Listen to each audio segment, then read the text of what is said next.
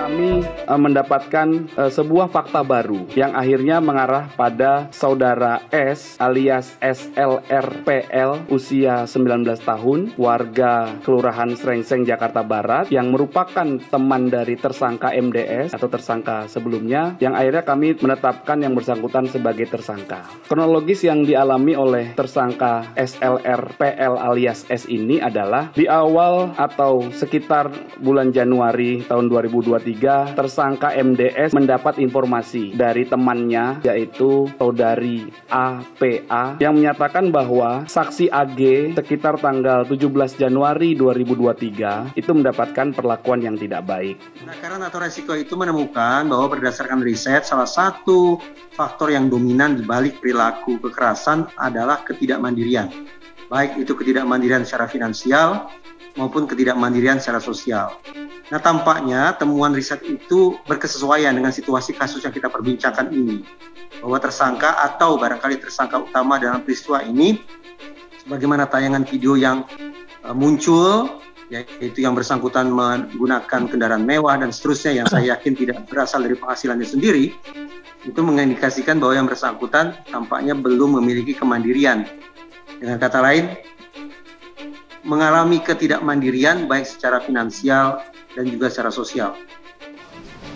Masalah David ini sesuatu yang serius.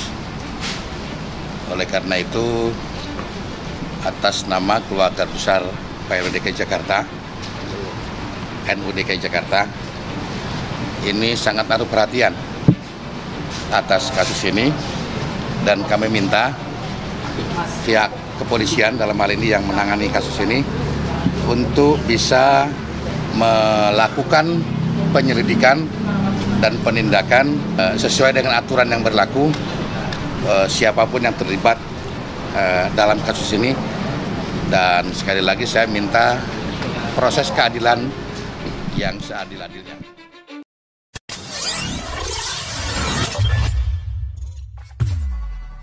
Polisi telah menetapkan Mario Dendi Satrio dan Sen sebagai tersangka penganiayaan terhadap Cristiano David Ozora. Kini mencuat desakan agar polisi menjerat keduanya dengan pasal percobaan pembunuhan.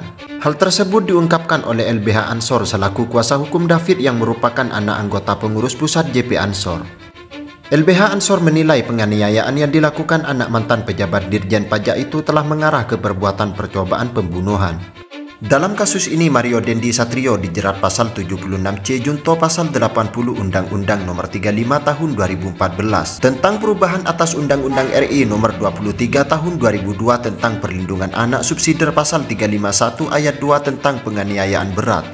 Sementara itu, Sen yang merupakan teman Mario dijerat 76 huruf C junto pasal 80 Undang-Undang Nomor 35 Tahun 2014 tentang perubahan atas Undang-Undang Nomor 23 Tahun 2002 tentang perlindungan anak.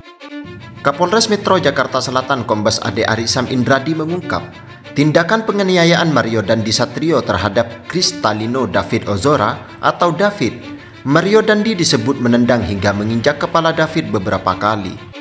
Ade Ari mengatakan Mario Dendi juga memukul kepala David berkali-kali. Pemukulan terjadi saat David diperintahkan push up oleh Mario Dendi.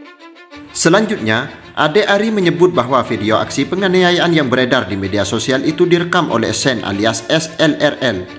Perekaman diketahui atas perintah Mario Dendi. Lebih lanjut, fakta ini berdasarkan keterangan saksi orang tua teman David dan saksi lainnya. Orang tua teman David saat itu langsung membawa David ke RS Medika Kebayoran Lama untuk mendapatkan perawatan. Dolfi mengatakan, saat ini keluarga Mario ikut memantau kesembuhan David yang masih dirawat di Rumah Sakit Mayapada sejak dianiaya pada Senin tanggal 20 bulan 2, 2023 malam. Dia juga mengklaim keluarga Mario kerap mengunjungi David di rumah sakit. Lembaga Bantuan Hukum atau LBH JP Ansor meminta polisi menerapkan pasal perencanaan pembunuhan terkait kasus penganiayaan anak anggota pengurus pusat JP Ansor, yakni Cristiano David Ozora alias David, yakni umur 17 tahun. Pihak Mario Dendi Satrio umur 20 tahun tersangka kasus tersebut angkat bicara. Dolfi belum bisa berkomentar banyak terkait hal tersebut.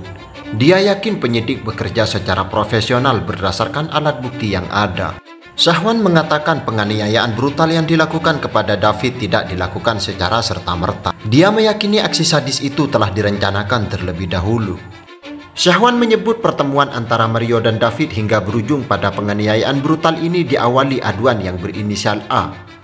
Mario Dendi, kata Syahwan, menggunakan ponsel milik A untuk memancing David keluar. Lebih lanjut, dia pun mendorong pihak kepolisian untuk menerapkan sangkaan pasal tersebut kepada para pihak yang terlibat dalam penganiayaan tersebut.